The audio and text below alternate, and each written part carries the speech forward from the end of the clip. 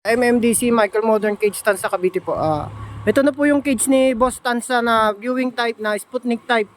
Na ito po yung pinaka-release niya. Ayan, may lock po yan dito. Ayan.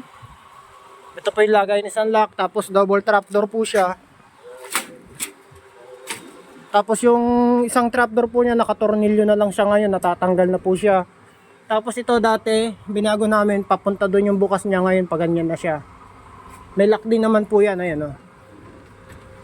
Tapos yung ano niya, yung feeder niya, pwede na siyang release. Ayan.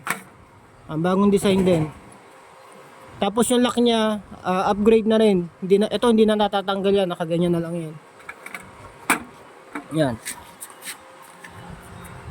Tapos poop tray, ganun pa rin. Tapos nagpa-additional ng wood box. 16 na yung wood box niya. Kagandahan nito, collapsible, nakakollapse siya, double rin yung lock niya. Tapos long span, insulation para hindi mainitan yung mga ano niya, lagay anong trapal.